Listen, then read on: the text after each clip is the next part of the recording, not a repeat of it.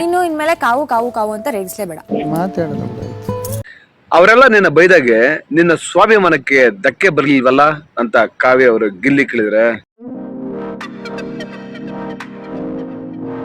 ನಮಸ್ಕಾರ ಸ್ನೇಹಿತರೆ, ನಾನು public talk Kannada YouTube channel ಇಂದ ಜವಳಿ ಕೊಟ್ರೇಶ್.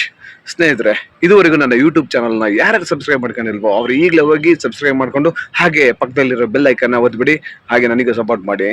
ಬನ್ನಿ ಇವತ್ತಿನ ಬಿಗ್ ಬಾಸ್ ಪ್ರೋಮೋದಲ್ಲಿ ಏನಾಯ್ತು ಅಂತ ನಿಮಗೆ ಈ ವಿಡಿಯೋದಲ್ಲಿ ಹೇಳ್ಕೊಂತ ಹೋಗ್ತೇನೆ. ಕಾವ್ಯ ಮತ್ತು ಗಿಲ್ಲಿಗೆ ಪರಸ್ಪರ ವೈಮನಸ್ಸಾಗೋದಕ್ಕೆ ಕಾರಣವಾದ್ರೂ ಏನು, ಇದಕ್ಕೆ ಕಾರಣಕರ್ತರು ಯಾರು, ಅದನ್ನೆಲ್ಲ ನೋಡ್ಬೇಕಂದ್ರೆ ಈ ಒಂದು ವಿಡಿಯೋನ ಕೊನೆವರೆಗೂ ನೋಡಿ. ಕಾವ್ಯಗೂ ಮತ್ತೆ ಗಿಲ್ಲಿಗೂ ಯಾಕೋ ಸ್ವಲ್ಪ ಮನಸ್ತಾಪ ಶುರುವಾಗಿದೆ ಅಂತ ಅನ್ಕೊಂತೀನಿ. ಕಾವ್ಯ ಅವರು ಗಿಲ್ಲಿಗೆ ಹೇಳ್ತಾರೆ ಏನ್ ನಿನ್ ಪ್ರಾಬ್ಲಮ್ ಅಂತ. ಅದಕ್ಕೆ ಗಿಲ್ಲಿ ಹೇಳ್ತಾನೆ ಏನು ಪ್ರಾಬ್ಲಮ್ ಇಲ್ಲ ಬಿಡು ಅಂತ. ಕಾವ್ಯ ಅವರು ಗಿಲ್ಲಿಗೆ ಹೇಳ್ತಾರೆ ಇನ್ ಮುಂದೆ ನೀನು ಕಾವು ಕಾವು ಕಾವು ಅಂತೇಳಿ ನನ್ನ ರೇಗಿಸ್ಬೇಡ ಅಂತ ಹೇಳ್ತಾರೆ.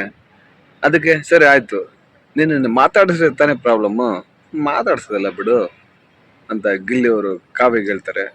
ಅವರೆಲ್ಲ ನಿನ್ನ ಬೈದಾಗೆ ನಿನ್ನ ಸ್ವಾಭಿಮಾನಕ್ಕೆ ಧಕ್ಕೆ ಬರ್ಲಿಲ್ವಲ್ಲ ಅಂತ ಕಾವ್ಯ ಅವರು ಗಿಲ್ಲಿ ಕೇಳಿದ್ರೆ. ಅದಕ್ಕೆ ಗಿಲ್ಲಿ ಅವ್ರು ಹೇಳ್ತಾರೆ ಊರವರೆಲ್ಲ ಬೈಯೋದಕ್ಕೂ ಮನೆಯವರು ಬೈಯೋದಕ್ಕೂ ಒಂದೇನಾ ಅಂತ ಕೇಳ್ತಾರೆ. ಗಿಲ್ಲಿ ಅವರು ಕಾವ್ಯ ಅವರಿಗೆ ತಿರ್ಗಾ ಒಂದ್ ಚಿಕ್ಕ ಮಾತು ಕೇಳ್ತೀನಿ ಅಂದಿದ್ಕೆ ಕಾವ್ಯ ಅವ್ರು ಹೇಳ್ತಾರೆ ನೋಡು ನೀನ್ ಮಾತಾಡ್ಸು, ರೇಗಿಸ್ಬೇಡ ಅಂತ ಹೇಳ್ತಾರೆ. ಅದಕ್ಕೆ ಗಿಲ್ಲಿ ಮಾತಾಡ್ಸೋದೇ ಇಲ್ಲ ಬಿಡು ಏನ್ ನಿನಗೆ ಅಂತೇಳಿ ಸುಮ್ಮನೆ ಆಗ್ಬಿಡ್ತಾರೆ. ಅದಕ್ಕೆ ಕಾವ್ಯ ಅವರು ನಾನು 3ನೇ ವ್ಯಕ್ತಿ ಆಗಿದ್ದೀನಿ ಅಂದ್ರೆ ನಾನು 3ನೇ ವ್ಯಕ್ತಿ ಆಗೇ ಇರ್ತೀನಿ ಗಿಲ್ಲಿ ಅಂತ ಹೇಳ್ತಾರೆ. ಅದಕ್ಕೆ ಗಿಲ್ಲಿ ಒಂದ್ ಕಡೆ ಎದ್ದೋದ್ರೆ ಕಾವ್ಯ ಅವರು ಇನ್ನೊಂದ್ ಕಡೆ ಎದ್ದೋಗ್ತಾರೆ. ನೋಡಿ, ಈ ಬಿಗ್ ಬಾಸ್ ಮನೆಯಲ್ಲಿ ತುಂಬಾ ಕ್ಯೂಟ್ ಆಗಿದ್ದ ಜೋಡಿ ಅಂದ್ರೆ ಇದೆ, ಕಾವ್ಯ ಮತ್ತು ಗಿಲ್ಲಿ. ನಾನು ಎಲ್ಲೇ ರಿವ್ಯೂ ಮಾಡಕ್ ಹೋಗ್ಲಿ ಎಲ್ರು ಹೇಳ್ತಿದ್ ಒಂದೇ ಮಾತು, ಗಿಲ್ಲಿ ಕಾವ್ಯ ಅವರೇ ಗೆಲ್ಬೇಕು. ಫಸ್ಟ್ ಗಿಲ್ಲಿ ಬಂದ್ರೆ ಕಾವ್ಯ ರನ್ನರ್ ಅಪ್ ಆಗ್ಬೇಕು, ಇಲ್ಲ ಕಾವ್ಯ ಅವ್ರಿಗೆ ಗೆದ್ರೆ ಗಿಲ್ಲಿ ರನ್ನರ್ ಅಪ್ ಆಗ್ಬೇಕು ಅಂತ ಹೇಳ್ತಿದ್ರು.